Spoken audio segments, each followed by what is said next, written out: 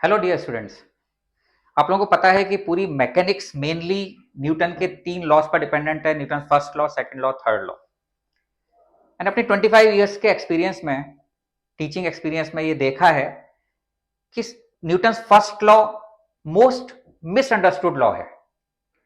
बच्चे इसको कभी अच्छी तरीके से समझते ही नहीं हैं और उनसे कोई भी एक क्वेश्चन पूछ लिया जाए इससे रिलेटेड तो वो कंफ्यूज हो जाते हैं।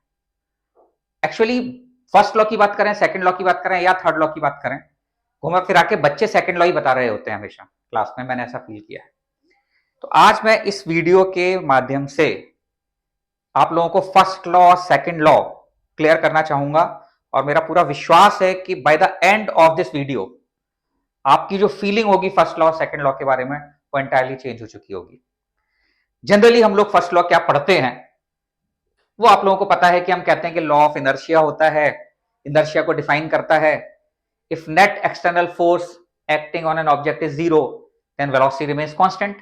हम इसको ऐसे बोल देते हैं कि ऑब्जेक्ट रिमेन्स एट रेस्ट और keep on moving with a constant velocity unless until an external force is applied on it. And inherent property of that object due to which an external force is required to change its velocity is called inertia. This is how we define this. तो इसका मतलब simple सी बात ये करें हम कि अगर मैं आपको सेकंड लॉ की बात करूं, सेकंड लॉ क्या बोलता है बच्चों? सेकंड लॉ ये कहता है कि F external equal to M into A, और आप इसको कुछ भी बोल दीजिए, F equal to DP by D T वगैरह। बेसिकली तो sigma F external equal to M into A, यही सेकंड लॉ है। तो मुझे एक बात बताइए आप लोग कि अगर मैं बोलता हूं कि एफ एक्सटर्नल जीरो है, it shows that acceleration is zero. If F external is zero it shows that acceleration is zero. Yes और नो? यस। और एक्सेलरेशन जीरो का मतलब वेलोसिटी कांस्टेंट। तो अगर एक्सटर्नल फोर्स नहीं होगा तो वेलोसिटी कांस्टेंट रहेगी, यही तो फर्स्ट लॉ बोल रहा है। तो फिर फर्स्ट लॉ की क्या जरूरत है जब सेकंड लॉ से फर्स्ट लॉ डिफाइन ही हो रहा है? न्यूटन को अपने नाम पे कोई ज्यादा लॉज बनाने की जरूरत थोड़ा ना थी यहां पर कि उसने कहा कि जो है फर्स्ट लॉ अलग बनाए, सेकंड लॉ अलग बनाए। सेकंड लॉ पूरा का पूरा फर्स्ट लॉ डिफाइन कर रहा है। फर्स्ट लॉ भी यही है कि एक्सटर्नल फोर्स की रिक्वायरमेंट है वेलोसिटी को चेंज करने के लिए, और सेकंड लॉ यही बोल रहा है कि अगर एक्सटर्नल फोर्स की जीरो रहेगा तो एक्सेलरेशन जीरो रहेगा, यानी वेलोसिटी कांस्टेंट रहेगी। तो फिर ये चक्कर क्या है? अब मैं जब भी क्लास में पेरेंट्स से स्टूडेंट से पूछता हूं तो कंफ्यूज रहते हैं। मैं उनसे कभी कभी ये भी पूछ लेता हूं कि क्या सेकंड लॉ से फर्स्ट लॉ डिफाइन किया जा सकता है? तो मोस्ट ऑफ द स्टूडेंट्स कहते हैं यस सर, सेकंड लॉ से फर्स्ट लॉ डिफाइन किया जा सकता है। कोई भी लॉ किसी लॉ से कैसे डिफाइन हो सकता है? लॉ तो नेचर का लॉ होता है। लॉज में कभी भी किसी एक लॉ को कभी किसी दूसरे लॉ से डिफाइन थोड़ा ना करते हैं, इसीलिए तो लॉ है, कोई फॉर्मूला थोड़ी ना है। मैं आपको आज समझाता हूं कि फर्स्ट लॉ है क्या। एक सिंपल सा एग्जांपल लेता हूं आपके सामने। एक चीज बताइए मेरे को, अगर मैं यहां पर एक ब्लॉक रखता हूं जिसका मास m है, इस पर दो फोर्सेस लग रहे हैं n और mg, इस पर नेट एक्सटर्नल फोर्स जीरो है। बिल्कुल सब लोग कहेंगे जीरो है। नेट एक्सटर्नल फोर्स जीरो है। अब मैं तीन ऑब्जर्वर लेता हूं, एक ऑब्जर्वर जिसकी वेलोसिटी जीरो है, दूसरा ऑब्जर्वर जो कि कांस्टेंट वेलोसिटी v से मूव कर रहा है, एंड थर्ड ऑब्जर्वर जो कि कांस्टेंट एक्सेलरेशन a से मूव कर रहा है। अब अगर मैं इस ऑब्जर्वर को देखूं, फर्स्ट ऑब्जर्वर को, और ये फर्स्ट ऑब्जर्वर अगर इस मोशन को एनालाइज करना चाहे तो इसको ब्लॉक रेस्ट में लगेगा। ये कहेगा कि इसमें नेट एक्सटर्नल फोर्स जीरो है इसलिए ब्लॉक रेस्ट में है, और ये न्यूटन फर्स्ट लॉ है। सेकंड ऑब्जर्वर के रेस्पेक्ट में ये ब्लॉक पीछे v वेलोसिटी से जा रहा होगा, कांस्टेंट वेलोसिटी से। ये कहेगा कि नेट फोर्स जीरो है तो वेलोसिटी कांस्टेंट रहनी चाहिए, इसलिए वेलोसिटी चेंज नहीं हो रही, ये भी खुश है, न्यूटन फर्स्ट लॉ एप्लीकेबल है। But what about this observer 3? इसको ये वेलोसिटी पीछे की तरफ इंक्रीज होते हुए लगेगी क्योंकि इसके रेस्पेक्ट में ये पीछे a एक्सेलरेशन से जा रहा होगा। अब ये चीजों को कैसे जस्टिफाई करें? इसके रेस्पेक्ट में भी नेट फोर्स जीरो है n इक्वल टू mg, तो क्या न्यूटन फर्स्ट लॉ फेल हो गया इस ऑब्जर्वर के लिए? तो ये हमें समझने की जरूरत है कि इसका मतलब कुछ ना कुछ है, there is something which we are missing. I will tell you what is missing और न्यूटन ने एक्चुअली फर्स्ट लॉ में क्या बोला था। न्यूटन ने बच्चों फर्स्ट लॉ में ये कहा, और आप देख सकते हैं स्टैंडर्ड बुक्स, उनमें ये क्लियरली मेंशन रहता है, फॉरेन राइटर्स की बुक्स में, if net external force acting on an object is zero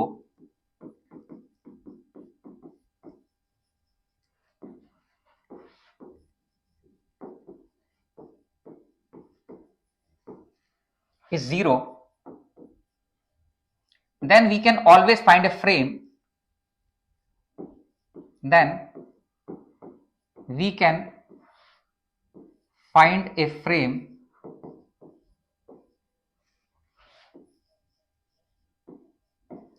in which acceleration of the particle is 0.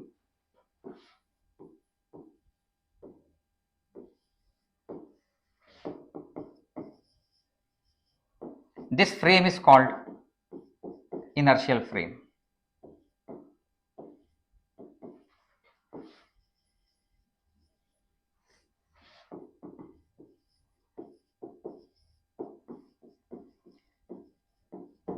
तो न्यूटन के अकॉर्डिंग ये first n equal to mg जब है तो ये ऑब्जर्वर जिसकी वेलोसिटी 0 है, ये ऑब्जर्वर जो v वेलोसिटी से मूव कर रहा है, और ये ऑब्जर्वर जो a एक्सेलरेशन से मूव कर रहा है। इसमें ये दो ऐसे ऑब्जर्वर हैं जिसमें नेट फोर्स 0 होते हुए भी एक्सेलरेशन 0 है। तो ये दोनों फ्रेम इनर्शियल फ्रेम हैं।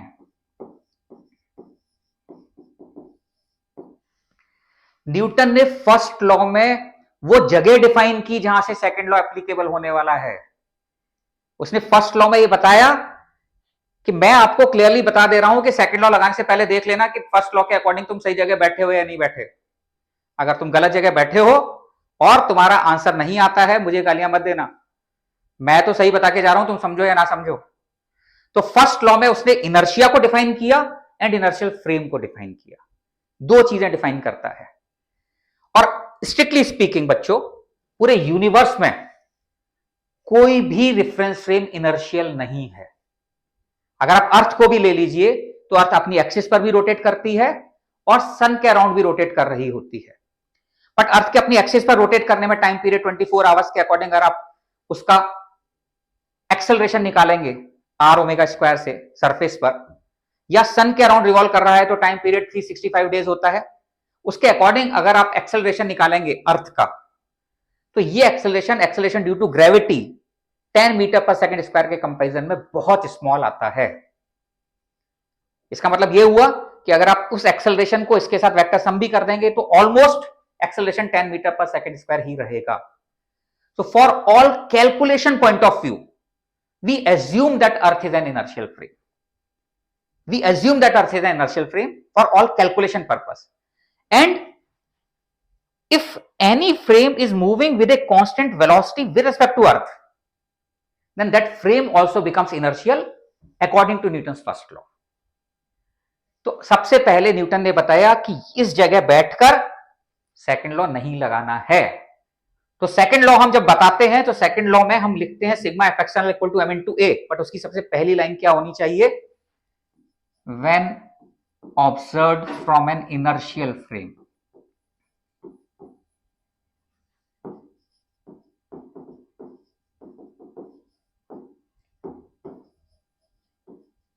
Sigma F external equal to M into A. ये आपको क्लैरिटी देता है कि आप कहां बैठकर ये लॉ लगा सकते हैं और कहां बैठकर ये लॉ नहीं लगा सकते हैं। तो आपका फर्स्ट लॉ के अकॉर्डिंग जो फ्रेम इनर्शियल है वहीं पर ये लॉ एप्लीकेबल होगा। हम नॉन इनर्शियल फ्रेम को ऐसे भी डिफाइन करते हैं जिसमें second law of motion applicable नहीं होता, वो फ्रेम नॉन इनर्शियल फ्रेम होता है। जिसके पास कुछ एक्सेलरेशन होता है वो फ्रेम नॉन इनर्शियल फ्रेम होता है।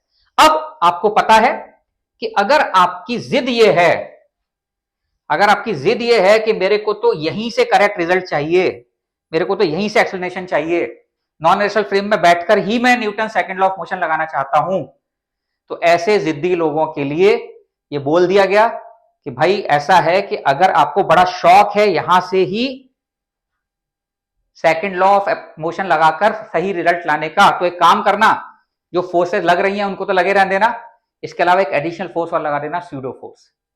Pseudo force which is not a real force, जो एग्जिस्ट नहीं करता, लगता नहीं है, तुम्हारी जिद है सही रिजल्ट लाने की इसलिए लगाना पड़ रहा है। और वो स्यूडो फोर्स जो होगा वो minus M into acceleration of non inertial frame होगा। इसका मतलब उसका मैग्नीट्यूड तो इसका मास इंटू इसका एक्सेलरेशन होगा और डायरेक्शन इसकी अपोजिट होगी।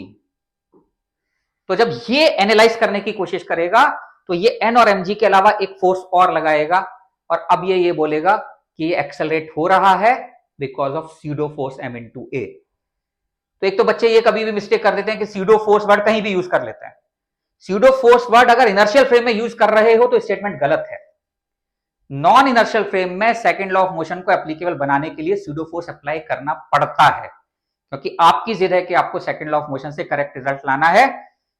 कहां पर बैठकर? नॉन इनर्शियल फ्रेम में बैठकर। तो आई थिंक अब आपको क्लियर हो गया होगा कि फर्स्ट लॉ में न्यूटन ने इनर्शिया डिफाइन किया, वो प्रॉपर्टी डिफाइन की, इनहेरेंट प्रॉपर्टी, जिसकी वजह से फोर्स की रिक्वायरमेंट होती है वेलोसिटी को चेंज करने के लिए।